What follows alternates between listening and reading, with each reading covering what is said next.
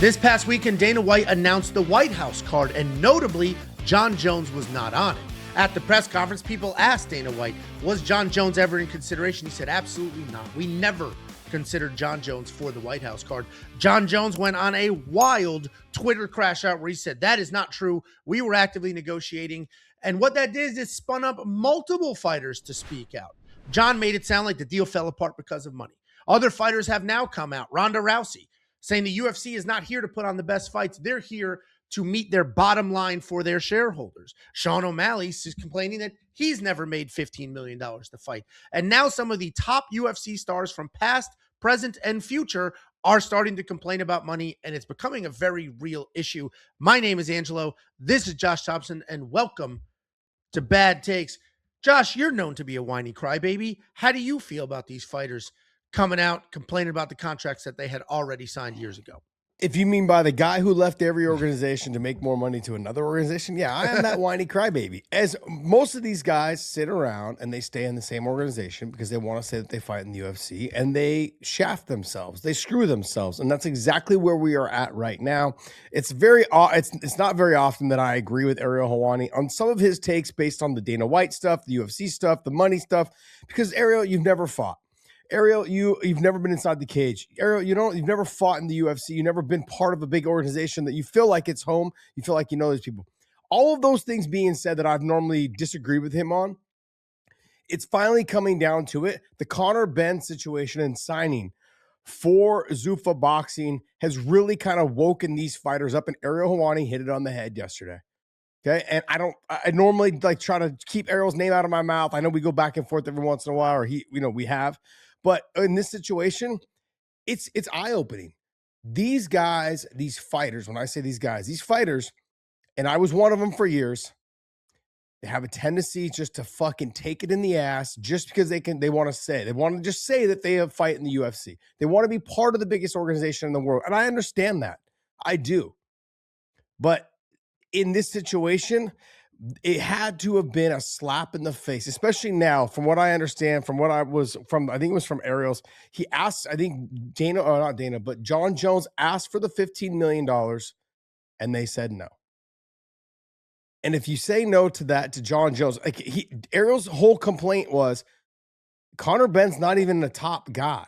And now you have a guy in Jon Jones asking you for $15 million, and you tell him no, who you consider to be the greatest of all time, Dana White. If he is not worth $15 million, Conor Benn is not even a champion or not even a person that to fight progress. Yeah, but that's a different debate. What different debate is what? It's not the same money. We already broke this all down. Conor Benn is getting Saudi Arabia money. I was on your money. I was on your bandwagon. I was riding with you on that because you know what? Fighters, we sign these contracts. We know what we're getting. I understand all that. I do. But now what's going on though is this is the White House card. And almost like I know this is how it goes. The UFC is like, look, if you want to fight on this card, it's a privilege. It's a privilege for you to fight on this card. We're doing you a favor. You're not doing us a favor. We've got countless guys talking about maybe even coming out of retirement to be on the White House card. So if you want to be on this card, you'll just take what we give you. That's how it worked. I really believe that's kind of how it worked. I don't think that's how it worked at all. It's not take what we give you. It's take what you already agreed to. These contracts. Okay. Yes. So there's a couple things going on here. You just went right into 9 different a tangled web of thoughts. Yes, I did. So there's a lot to be said. There's so many different angles to take this thing in. There's a lot of fighters complaining right now, upset with the UFC. Ronda Rousey's pissed off that she's not fighting in the UFC for that fight. Conor McGregor's not pissed off. They're trying to group him into this category of people not pissed off. Conor's like, of course I'm not fighting on the White House because they need me to sell out an arena. He's actually 100% correct. Using him on the White House cards is a waste of a gate. He make $10 million at the gate. I mean, his take also too was like, no, they usually to get 2 gates. So like this is I'll a be huge the card right after. I'll be the guy after that. Like I fought on 201 or 206 or whatever it was. Correct. Like it makes sense. Like now you capitalize twice. UFC 300, UFC 200 is going to sell no matter what. Okay. Now what about 201, 202? Like that's where you put me. And that makes correct. Sense. It makes 100%. It makes so much sense. People are just trying to. People are like, all of these fighters are furious. They're grouping him in. He's not mad. maybe he will be, but he's not mad right now. You can't. We're not going to predict who's going to get mad or who's not going to get mad. Right now, he may be mad when it comes time to actually really renegotiate his contract without pay-per-view points, without sponsorship point, like without him taking a percentage of that, like all of these things. And will he get percentage of gates? Like all that stuff gets included. At least it used to. Will he be mad now when it comes? Because right now he's just kind of. But we have no idea how far negotiations have gone or not gone. They might have figured out money. Who knows? But so Ronda Rousey speaking out. Jon Jones furious. Jon Jones is furious because Dana said he was never seriously considered for the White House. Jon Jones didn't come out and say they didn't want to pay me. Jon Jones is like, why the hell did Dana sit at the UFC 326 post-fight press conference and swear up and down that we weren't actively negotiating for me to be on that card? That's just not true. So I agree with Jon. It's like, that's a weird thing to lie about. Dana could have been like, we were talking to Jon, it didn't work out. And that would have been the end of it. So Jon is pissed because Dana said they weren't in communication. Then Dana was like, Jon's retired. He's never fighting again. Clearly Dana's pissed. Ronda Rousey's pissed that she's not fighting in the UFC. She's holding a grudge. Sean O'Malley hasn't said he's pissed, but he's been very aloof. He's made comments like, that's a good word. I know. He's made comments like, I've never made that much money. Other fighters have said the same. Not bad for an immigrant Italian. There is, well, I'm not the immigrant. My parents are. Close enough. It is, the timing of this literally couldn't be worse for the UFC. We just started the Paramount era. All of the news was around these giant, massive contracts that the UFC got. $1.1 billion a year. Now, where I will give the UFC a little bit of leeway here is, they signed this tremendous contract. They're making more money than ever, but they've got 500 fighters already under existing contracts. So some fighters have enough power to try to negotiate a new one. Some don't. There's always short notice situations. So it is a tangled web to figure out. It's not linear. It's not like every fighter contract comes up at the exact same time that the new UFC TV rights deal comes up. So that is a mess. If you want to give them a little leeway, fine. But then also, Dana White, separately, in a different world, coming from a different pot of money, was bragging up and down about paying an unknown guy that nobody has ever heard of ever $15 million. So now this guy is getting $15 million. And all these UFC fighters are saying, hey, my boss just gave this guy $15 million. I'm getting a couple 100,000 and I'm one of the biggest stars. How is this possible? Well, the official answer is it's different money. Dana White's paying you with TKO money, and Conor Benn was getting Saudi Arabia money. It is literally different money, but it's the same face. And even if he's pulling from two different pots, kind of a hard pill to swallow for some of those fighters. And then the cherry on top of all of this was the fact that the UFC, which is owned by TKO, a public company, trading company. Yeah, public company, paid out giant profit, like dividends, because of the huge profits that they made in 2025. So now all of these what'd you say? I got paid on some stock. Yeah. All of these shareholders bought it for dirt cheap.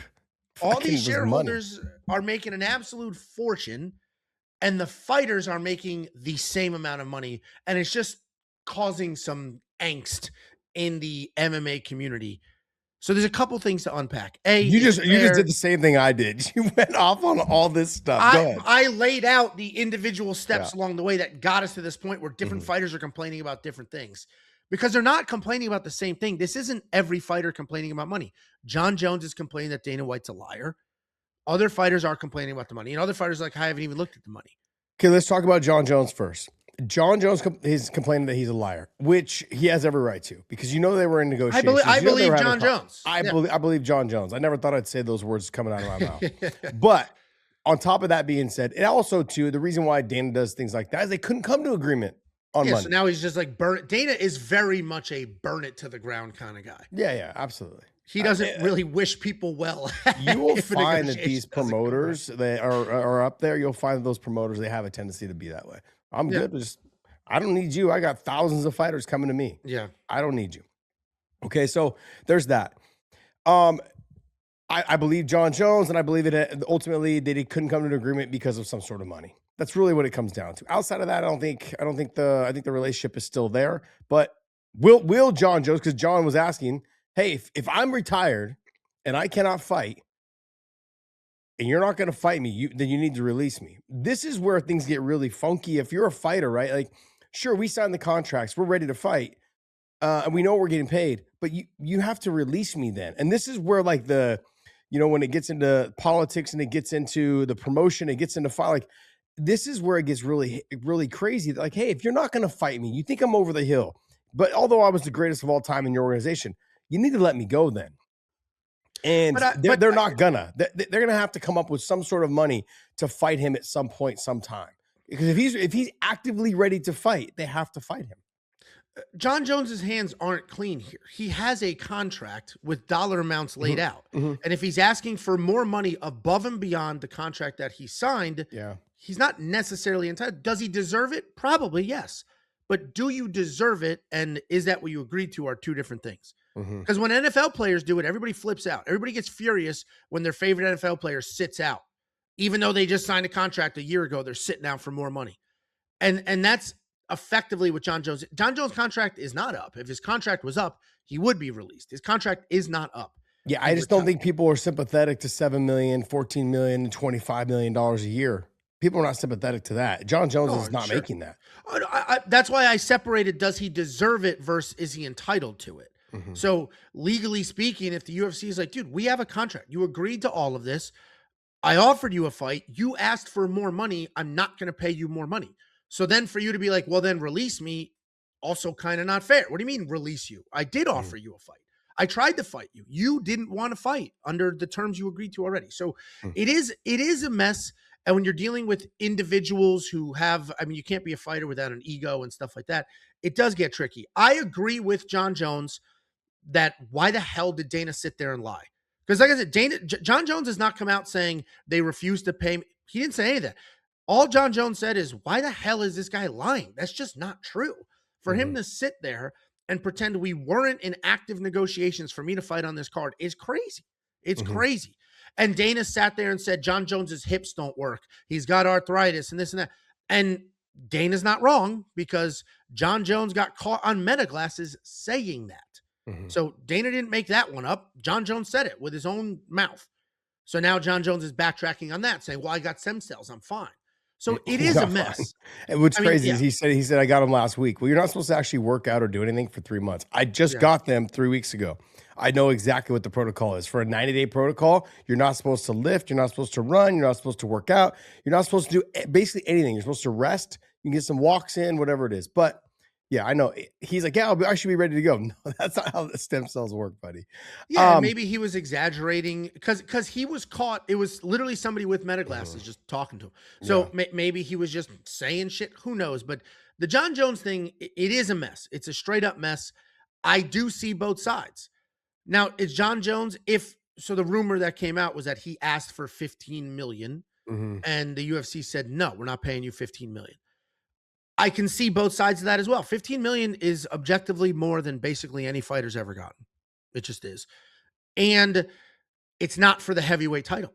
It's the interim heavyweight title. And Jon has been a problem historically. Like the dude didn't fight for years and then came back and only wanted to fight an old man, refused to fight Tom Aspinall. Like he can be a problem. So if we have Jon Jones, who retired as the UFC heavyweight champion, come back, fight for an interim belt for $15 million, and you couldn't get him to fight Tom Aspinall when he was the real champ, what the hell are the odds you're going to get him to fight Tom Aspinall again? Yeah, your argument is valid on the Jon situation. I really, to be honest, for me, it came down to like Conor Ben's making 15. Jon deserves more than 15, which I agree with on Ariel. What he deserves, ultimately what he deserves. Yes, I agree. But where I see Dana's side on this, and I'm going to give you Dana's side on this, is because ultimately, right? He said originally after he fought Stipe, Jon, he goes, I want to fight Alex Pereira. He goes like, no, you need to unify the titles, or you need to fight Tom Aspinall. He refused to fight Tom Aspinall. And what do you think is going to happen now? This would be a full circle of him getting 15 million and fighting Alex. So he would have got his way. And Dana's like, and then if he wins, then you're never going to fight. Then Tom. You're never going to get Tom Aspinall because you just paid him. You just paid him to fight Alex, which is what he wanted originally. He didn't want to fight Tom Aspinall. Yeah. So now I'm just giving you what you want and more money. No, we're not doing that. And So I see Dana's side. I do. I see the UFC side. I see promotion side. All of those things. I see why they don't want to give Jon that. If you look at it and break it down that way from Dana White's perspective and Hunter's and the UFC's perspective, I see why they're like, no, man. Like we were negotiating with you to fight this and but now you wanted more money. No, we're good. Now whether he's worth it, like you and I agree, he should have been making this type of money to begin with. The Conor Ben thing definitely opened the door. Again, it's a different pot of money, so it is hard for the fighters to compare. But it did open the door for like, whoa, wait a minute, the hell am I getting? So that you keep saying it's a different pot of money, which I agree with you. It is a different pot of money. There's no way around that. But like you just said, I just got paid dividends. Like you guys got there's money to be spent.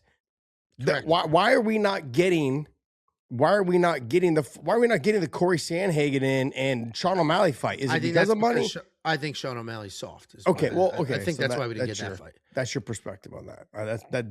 Sean, if you're listening to this, that didn't come from me. It came from. He's insisting he was not offered that fight. I probably wasn't. Why wouldn't they offer that fight? That's the one fight everybody wants. That's so weird because when I came into the UFC, the second stint, all I ever heard was everyone wants to see me fight Pettis or me fight Cowboy Cerrone. I was never offered those fights. I asked for those fights, but that's different. Never offered those fights. These two dudes are at like the top of the pile. It's a fight that's been talked about a million times. I was ranked number 2 or 3 in the UFC, and they were ranked number 5 and 6. You said when I came back to the UFC is what you just said. When I came back, I was still ranked number 3 or 4. No, but I get it. Like you were new and back, quote unquote, new in. I just knocked out Nate. I was like, why are you not giving me Cowboy Cerrone? Oh, I thought you were saying your first fight back. Oh. No. After I knocked out Nate, I was like, everyone wants to see me fight Pettis. Everyone wants to see me fight Cowboy. I want that fight. So I understand the UFC has a tendency to do this. Oh, the fight you want? We'll wait. Well, I don't think Sean wants it. Corey wants it. He's begging for it, and the fans want it. I don't think Sean wants it, but that's a different debate. Okay. What you were just talking about is there's obviously money to be spent because they just recorded record profits. That is Ronda Rousey's argument, and Ronda Rousey has a perfect take as well. Ronda Rousey's take was the UFC is not in business to make the best possible fights. The UFC is in business for their shareholders. The less money you spend, the more profit you have, and the more your shareholders make. And she is 100% correct. Because now in this world, views aren't directly related to revenue. Now, certainly, the more views you get, the more you can start to charge all of the advertisers on the cage and all of that stuff. Because the advertisers on TV, that's Paramount's money. The UFC's money is the advertisements in the cage. Merch, things like that. So obviously, if you're getting 10 million views instead of 5, you could potentially charge a lot more money. But to spend $30 million on a card where a normal UFC card cost them like 5, and you're not going to make an extra $25 million in ad revenue, isn't worth it for them if you're just looking a pure business perspective. Now, short term, that's 100% true. Like literally 100% true. Short term, if you're just looking at it like, yeah, the best fights I can do by spending the lowest amount of money will increase my actual net profits, which means the board is happy, the company's happy, people are getting paid dividends, etc. So business-wise, we're great. But long-term, you might destroy the sport, right? You might start to lose some fans over time if things like the BMF belt continue to happen. That was supposed to be one of the best fights ever. It's not the UFC's fault that it wasn't good, but you build the hype, people go in there, they're disappointed. The White House card, you build the hype, it's laid out on paper. The general sentiment is people are disappointed. And it's objectively a pretty good card, but not what they said it was going to be. So Ronda Rousey's 100% correct. The UFC is no longer in the business of the biggest possible fights. With a pay-per-view model, they were. Because the bigger the event, the more people shell out money for it.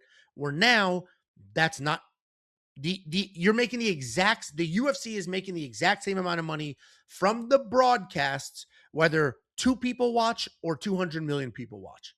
So to put on bigger, better fights, it will affect their next contract with Paramount, but not this one, unless there's tiers in there that we don't know about.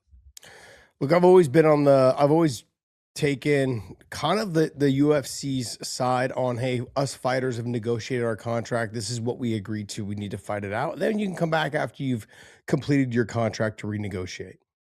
It's gotten to the point though where when you see what Conor Ben is making, I know you're trying to make this argument that's a separate pot of money, but No, ultimately, it's an actual fact. I'm just adding that no, as no, I a get it. perspective that it's hard. I get seeing your boss hand out $15 million Mhm. is tough, but it's not Okay, it's not so TKO's money. in two times. So Dana has come out publicly and said, "Look, when fighters make more money, it fucks everything up." He said it Yeah, about that's Connor. He absurd. said, "Yeah, Sure. he said that." And then recently with Connor Bunn, man, it's great when fighters make more money. It's great when fighters make more money when Connor Ben got paid. He's like, "Oh, because then when Connor makes more money or Connor Ben makes more money, all the other fighters will start to make more money." And since we have taken over since 2001, fighter pay has jumped up. Sure, it's gone up with basically inflation, is really what it is, and it's continued to go up here a little bit here and there. You guys just signed it, you inked a huge deal. But right now, I think, and I've said this for the last probably couple years, now, especially now that this contract has been signed, you guys, once you fight out your contract, you guys need to know your worth. And I've never really said that before because every fighter, you're not worth Literally, as I was gonna not say, different people are worth different amounts of money, exactly. which is Like, like a weird thing because in life everybody's equal. Not no, they're there. not. They're It's not. not. In, But no, yeah, but no, not in in the life, fight no, world. no. But even in life, no, not everyone is equal to the amount. Like if I go to a tech company, my No, no, job, no. I just you know what I mean mean? like human life is like Oh, gotcha. we're all people. Okay, yes, You yes. can't put a value. Know your worth. Okay. Oh my gosh. But ultimately, these guys need to start, and these girls, these females, they need to step up and be like, hey, once my contract is done, I need to renegotiate for more money. Like not just a little bit, not this. No, the normal do is you go up by like 3 grand, 5 grand. No, no, no. We need to make sure we're jumping this thing. Everyone should be making. And when I say everyone, I mean like got people in that like top 20, 25, people that have been there and have 6 to 8 fights in the UFC and are starting to make a name for themselves. I'm fine with people. I appreciate that they make people start to earn their place. But ultimately, it comes down to these guys need to start understanding where they're at in their career. If I'm in my 26, 27, 28 years old, I'm about to hit my peak prime. You need to start looking at how the UFC, or not how the UFC, but the NFL does. Running backs. I come out of college, my first rookie contract is however much money it is. That's the way it is. When I get out of that rookie contract, this is my prime years. They These are are the doing that. years I need to ask for the most amount of money. If you're in that 26 to 32 range, you should be cashing out. They're No, basically because doing that with Contender Series.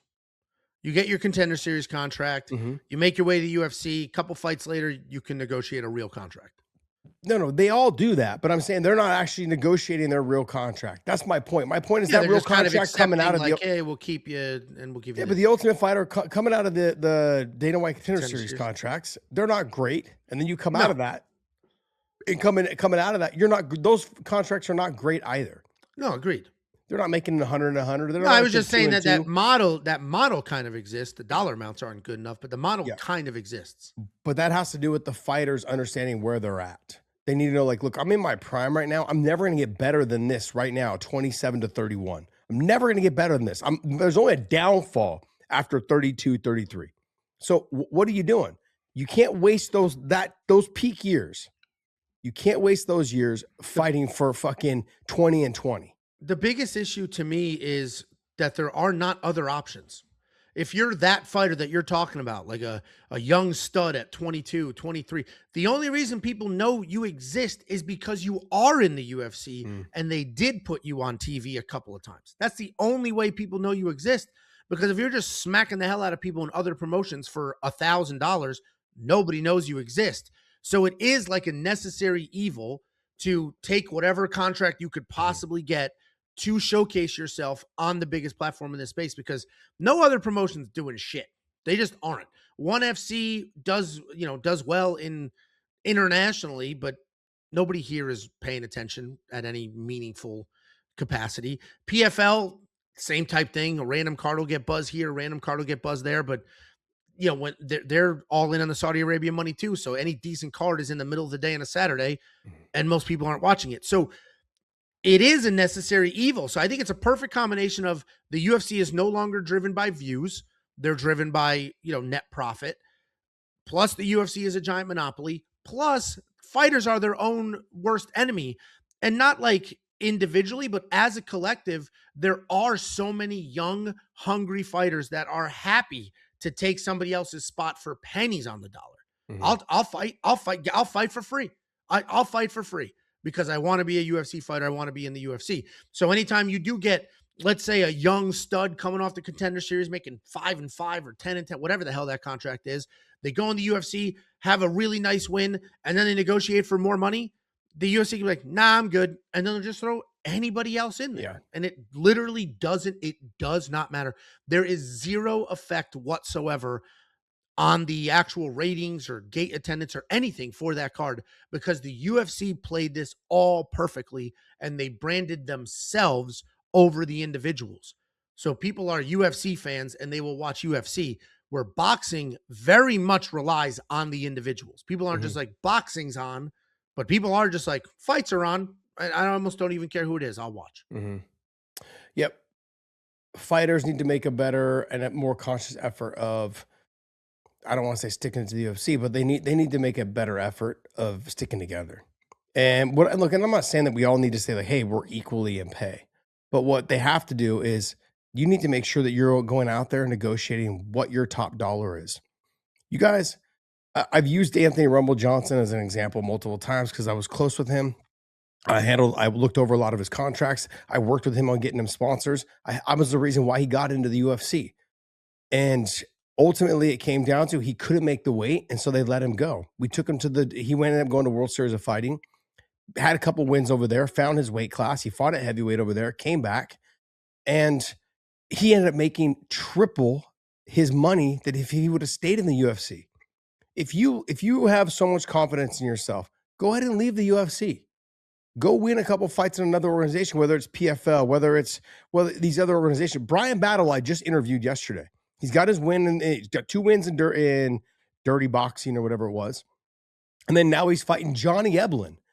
The winner of that will probably fight the winner of Vance Steenis and Fabian Edwards. So he's fighting for he's fighting the former undefeated middleweight champion in Johnny Eblin. And with the one win, he'll be fighting probably for the PFL title.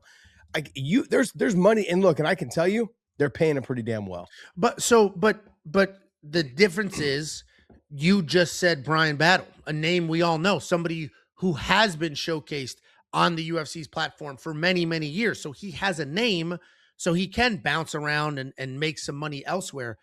Earlier, you said the 22-year-old, 23, 24, those people need to fight in the UFC just to get any notoriety whatsoever. Then, assuming they do well and they get some notoriety, can I ask you a question? Then they can do what Brian Battle did. You just said something, but then in the same, in one question, do you know who Aaron Pico is? He never fought in the UFC until his last fight. You know who he was. Do you know who Patricio Pitbull was? He never fought in the UFC. You're naming the 1%ers. AJ McKee, do you know who he was?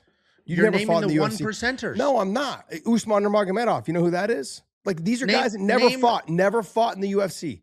What I'm saying though is it can be done in another organization. You're not open-minded to it.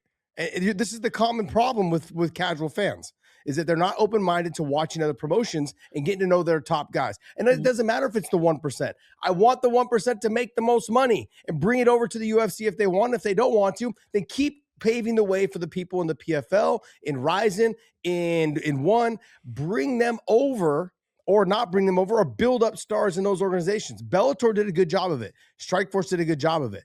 Ryzen right now is doing a fantastic job of building up their young stories. Listen, It's a fight promotion. It's not a different all of those world, companies Angelo. went out of business. They're all still in business. Strikeforce is in business. Bellator's in business. Sold for $50 million or whatever it was. But they don't exist anymore, is my point. So because the Rumble Johnson example wasn't terrible because there were more options. There were far more options. There are fewer options now. There's only 2 actual MMA promotions that have a big enough checkbook that could pay somebody decent. And one of them, ONE FC, has like controversy after controversy for just straight up not paying people and all sorts of issues there. The other one is the PFL, who has to do 3/4 of their shows in Saudi Arabia for that money. Like there's not bouncing between dirty boxing and bare knuckle and all that stuff.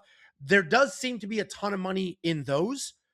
I don't know how long any of that'll exist. MVP, I think, is going to make a little bit of a run in the MMA. I hope world. so. I'm not. I want more promotion. Like, listen, I've been a day one MMA. I did just do that. You're right. I am a day one MMA guy. I loved when Pride existed. I loved the debates of who's better, Pride or UFC, and then obviously the Strikeforce days when they had the tournament. All of that is amazing. That's just not the world we live in now. And you said casuals. People like to throw out the term casual like it's an insult. Casuals in any aspect, especially MMA fans, make up 95%. 95%. So you're saying 95% of UFC fans have no idea about these other promotions or about their fighters.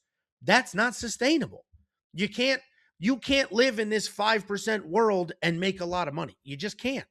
So the UFC has the power to do whatever the hell they want.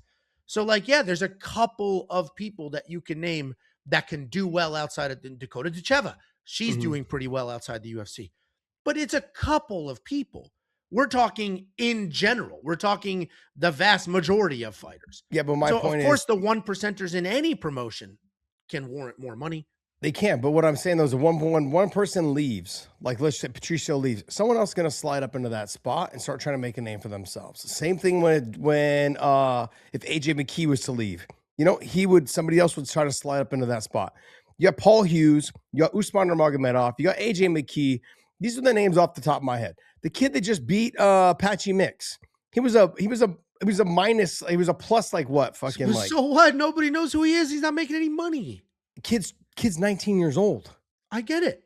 So, but you think this will turn him into a star? This is the beginning. Yeah, absolutely.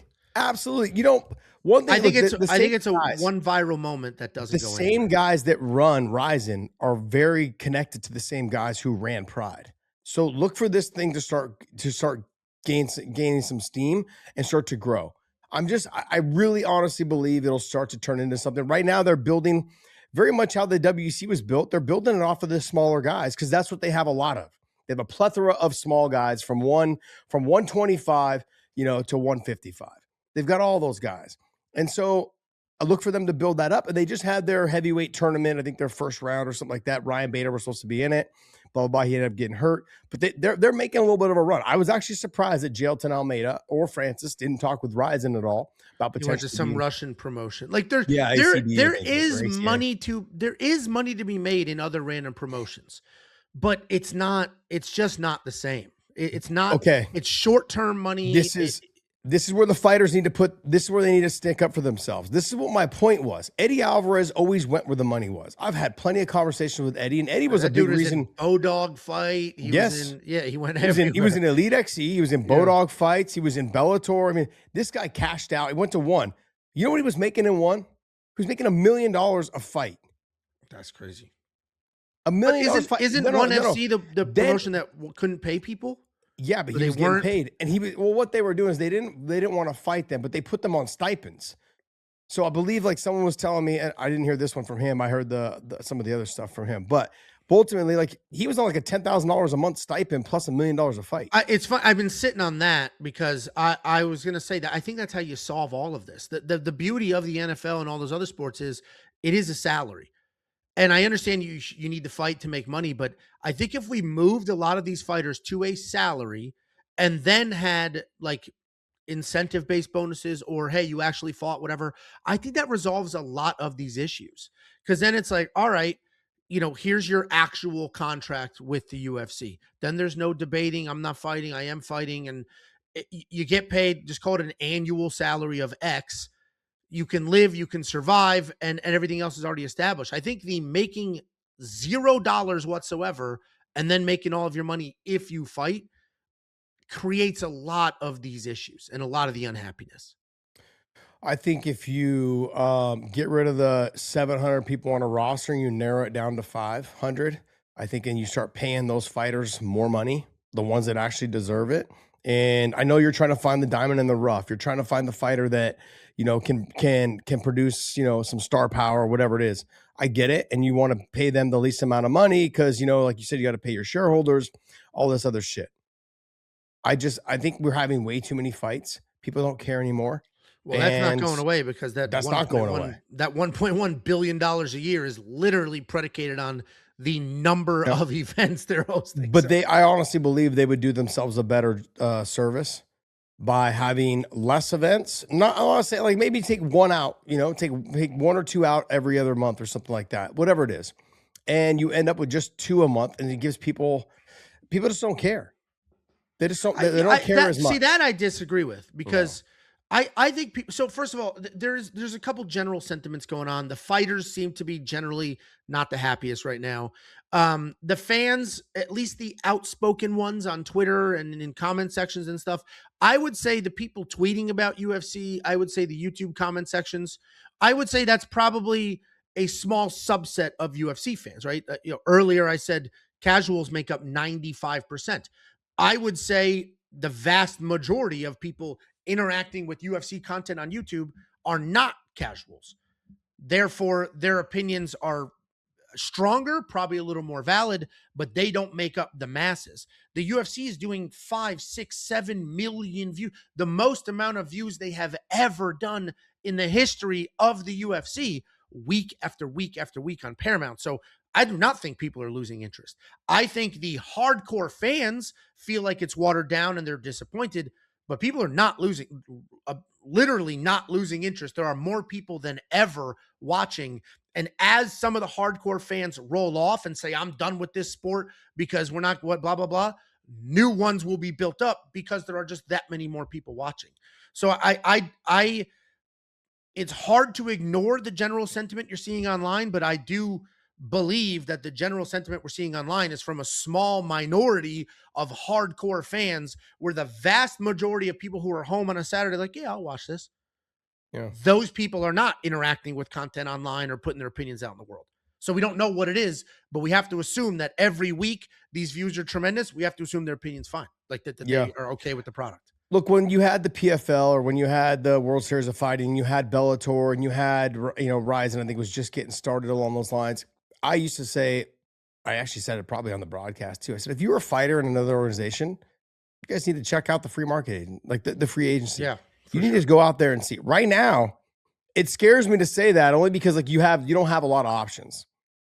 Look, if you're Francis Ngannou, I mean, the writing was on the wall. He was going to end up at MVP. He wasn't going to rise in. I mean, I thought maybe there was a small chance, but would they pay him the much? And would it just be for the tournament in the heavyweight division, whatever it was? Yep. Then if he went to the PFL, which, I'm sorry, not France, but like, if, you have fighters that there's money to be made in the PFL. So, he wasn't going back to the UFC, but I think if you're guys that are not happy, like Sean O'Malley, to me, I think him and MVP just makes sense. You got Jake Paul, you've got Sean O'Malley, he's an influencer. Both of them are influencers. It makes sense. He'll put together some of the best fights he possibly can. Whether it's against other influencers or whether it's against fighters that are not happy with the way the UFC is doing business and they put it all together, Netflix, I think, will really pay. Netflix will pay for these fighters that have, a pretty big following. And you start matching these fights together, I think that there's going to be, MVP has a chance to give the UFC some problems.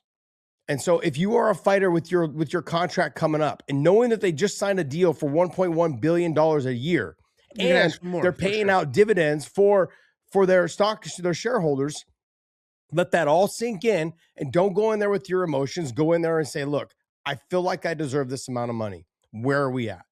Sure. And if they don't agree, then go ahead and start sampling what's going on in the PFL. The PFL has money. I'm not saying they have a ton of money and they're going to spend it appropriately on who they want to bring in that they think will move the needle for them. But at least try that out. And then also on top of that, head over to MVP and see exactly where they are at financially and what they would be willing to do for you. Look, there's other options as well. Bare knuckle, dirty boxing, bare knuckle boxing. There's other small promotions. It's a different sport. It is. And that's what's funny, that UFC fighters are making more money to fight in a completely different sport. RAF, I think, is paying obscene money. The problem is, listen, I don't know these people's financials. Like there's no way that a lot of these things are turning a profit. There's just no way. Like there's no way bare knuckle boxing is profitable. They can't be. The amount of money they're spending. Same with I RAF. think they're probably the closest. They might be, and obviously nobody's profitable day one. Like you have to build and build and build a fan base, and the only profitable MMA organizations are the UFC and all the regional ones, like what you and I went to Peak Fighting. Those are profitable. The regional ones that rely on fighters selling tickets themselves, and the UFC. Everybody else that's trying to build a global or national promotion, it's very hard. It's very hard to turn a profit. And the only reason I'm bringing that up is because I agree. MVP entering this space has a ton of money, all of that. I hope it goes well. It will be very interesting to see what happens with Jake Paul, who has been screaming from the rooftops UFC fighters don't make enough money, when Jake Paul is dealing with the mechanics of paying MMA fighters a ton of money, but trying to sell gate tickets at the same time and trying to run an MMA promotion. Because obviously the UFC is not paying their fighters enough, not even close. But every other promotion is not turning a profit. So there's somewhere in between where you need to pay them more, but somehow keep your business afloat. Yeah, what happens is the fighters don't want to leave the UFC because they want to have recognition. They want to be part of that organization so that they can tell people around and they can try to get sponsors outside saying, "I fight for the UFC." I understand that. I've been there multiple times. I've been in those situations where I get where the fighters are at. But if you leave and you have a successful run in another organization, it would be unless you left on fucking really shitty terms. As long as you do well in the other organization, there's going to be a spot for you back in the UFC. Sure. And like Muhammad Makayev's getting paid, but it goes back to what I said earlier, where you have to go through the trenches of these small UFC contracts to build name notoriety to be able to shop the open market.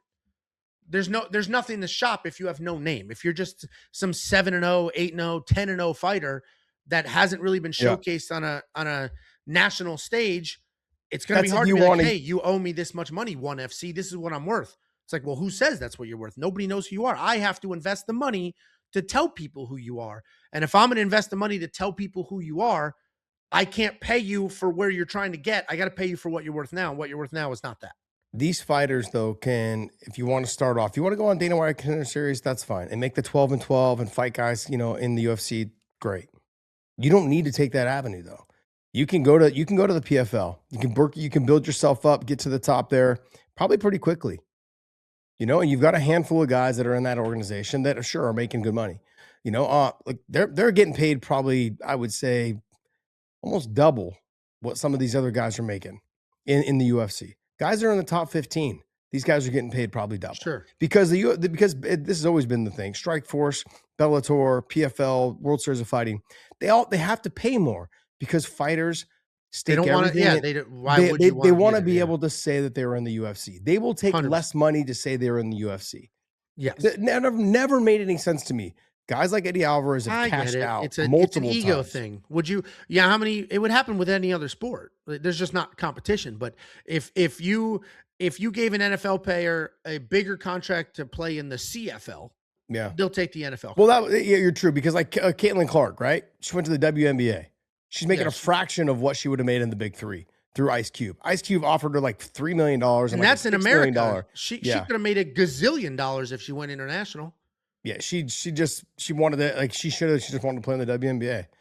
Ridiculous. So I get people taking less money to I'm in the UFC. I get it, especially early in the career, because that is when you can be showcased. I just feel like if you can, if you believe in yourself, you believe in your skills, you can get wins in other organizations. You can build up yourself. Aaron Pico's done it. Patricio's done it. AJ McKee's done it. I mean, like, you just got to make sure you're with the right group. That's all. Fighters, though, they need to find a way to stick up for themselves. This is going to end up coming to a head here, I think, pretty shortly. Think about this. All the top guys are complaining right now. All of them. Whether they were top guys before. I think that's a false narrative. Like who? Ronda, who's not in the UFC, hasn't been. Jon Jones, who has fought one time in 4 years. Okay. So who? Sean O'Malley's kind of come out and been like, hey, like, this kind of bothers me a little bit that Conor Ben's making this money. I never heard of this guy. that doesn't change the fact that doesn't But change he's what my not, I don't even argument think he's was. upset. He just made the comment. I've never made $15 million. I'd like to. It's not like he's like F the UFC. No, Same with no, him. Same with Michael Venom he Page. cannot say that right now. He's not going to say that right now. He's 2 fights away from renegotiating his contract.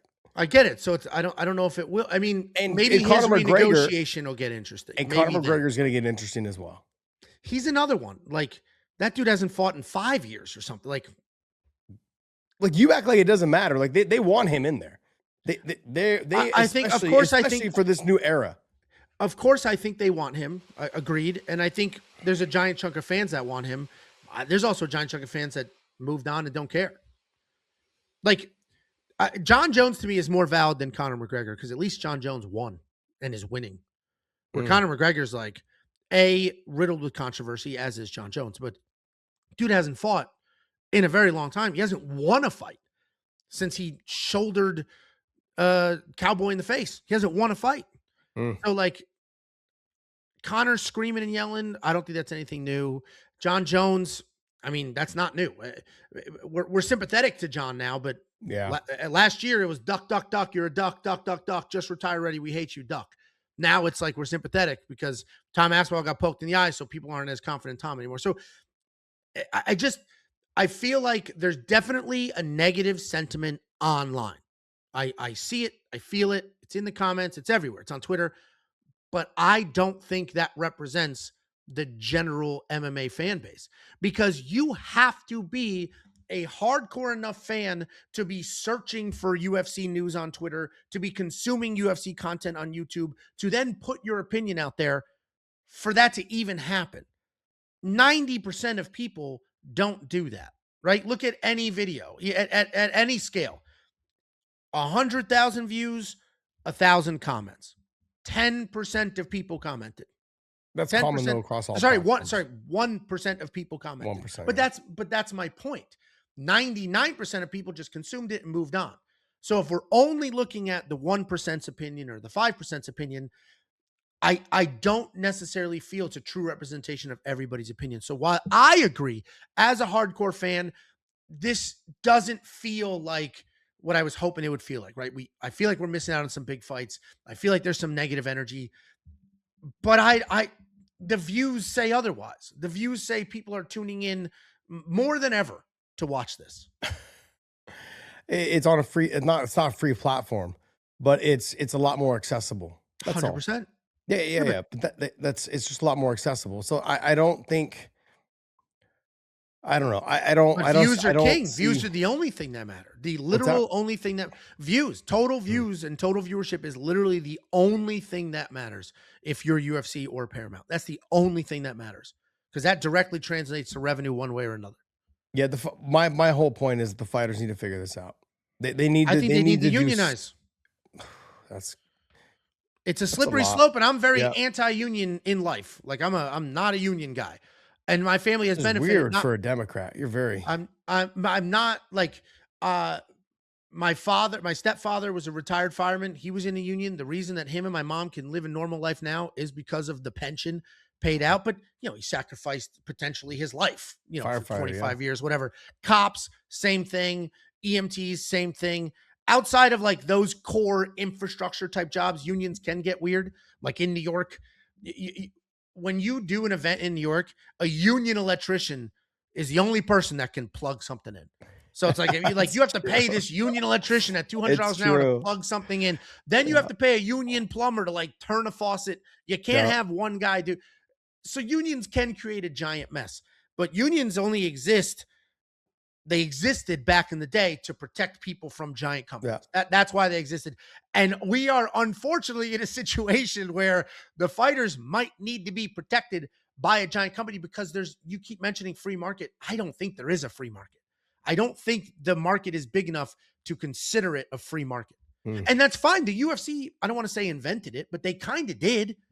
They obviously didn't invent the sport, but they made it a thing in America. Like, you can't get mad at them for building something that didn't exist here. But now here we are, and people are mad at them for taking advantage.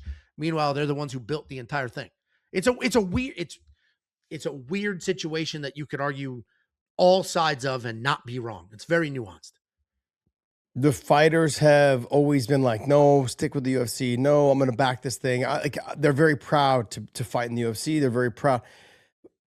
The UFC has just taken that and they've taken advantage of it. They know that the fighters don't want to leave the UFC because this gives them name recognition. This feeds their ego, and they're not willing to take.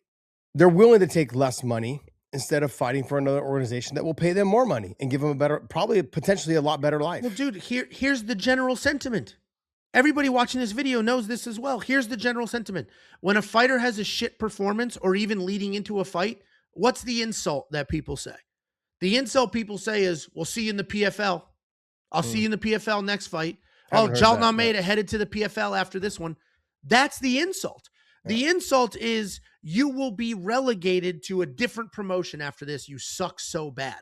So that's why fighters would prefer to stay in the UFC. You know what I mean? Like it's the entire community has said every other promotion is a tier 2 dog shit promotion. And if you're there, you're not good enough for the UFC. You know what's crazy to me is let's just take the numbers.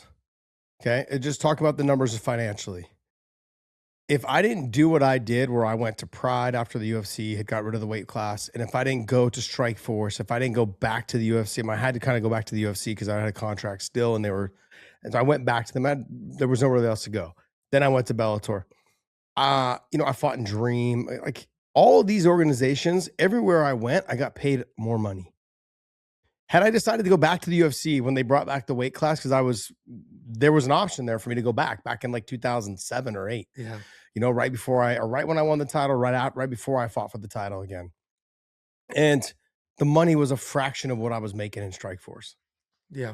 And I wouldn't have the stability that I have now.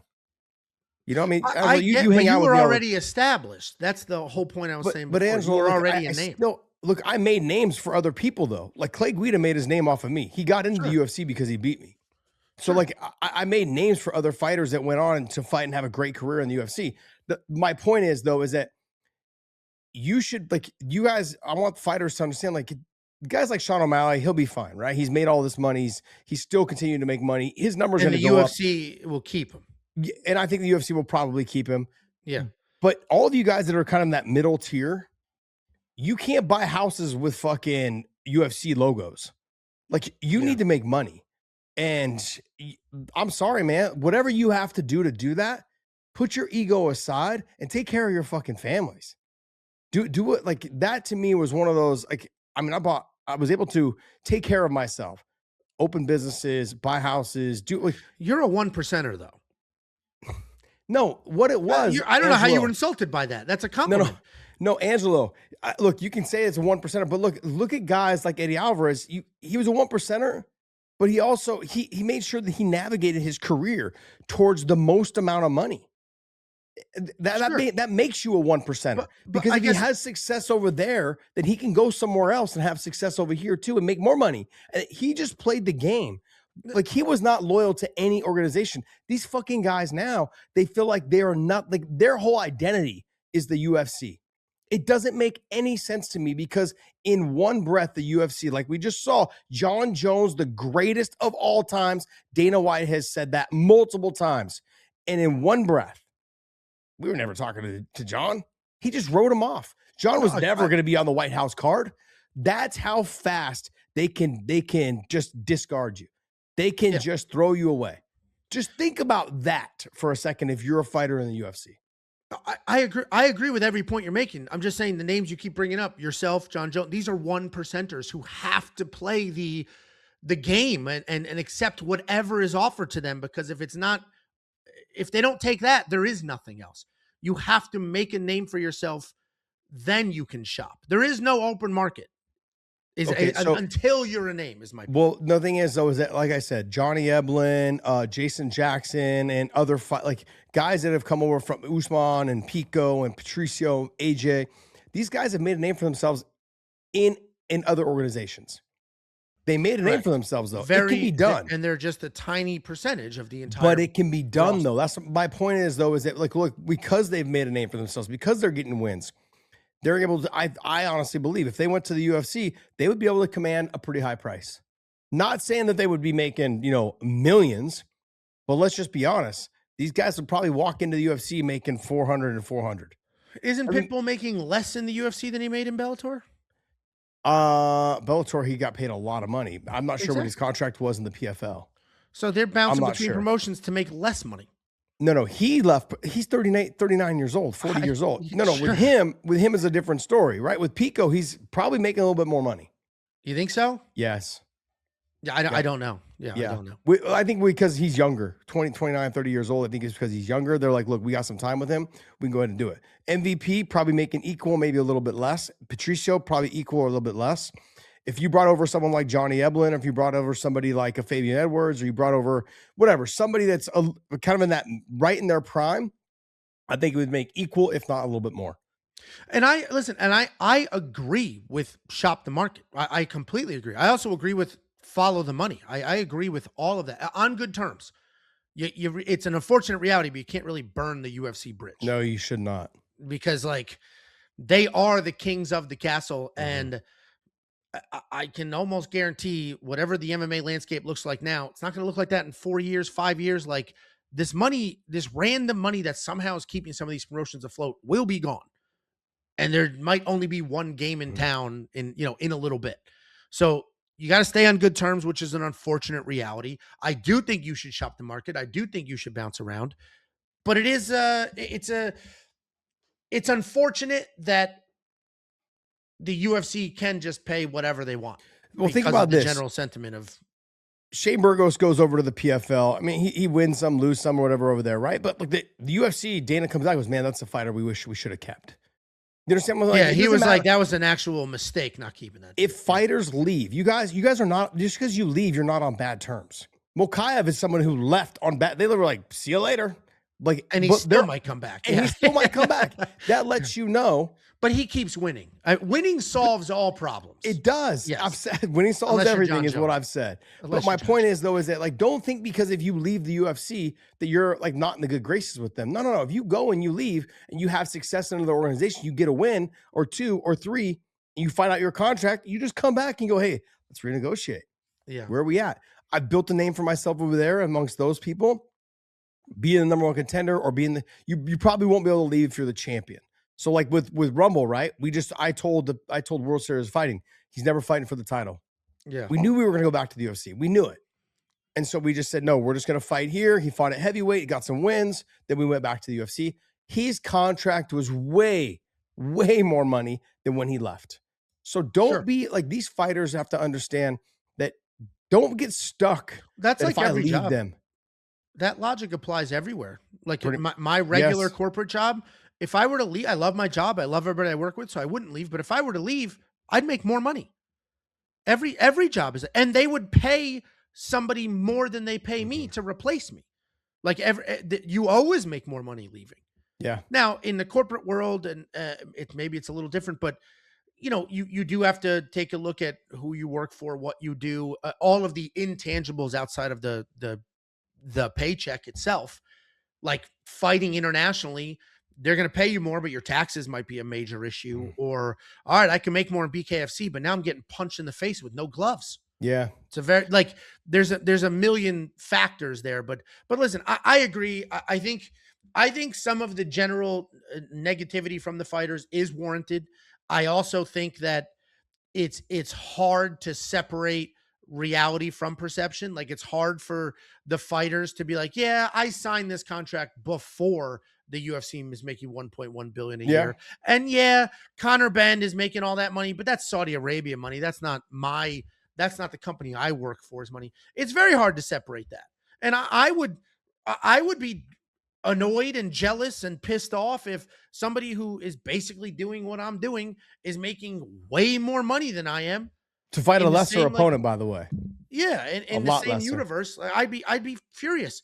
Like, but I think the UFC ended up where it is today because I think the business model the UFC has in general has to be the business model in an MMA promotion.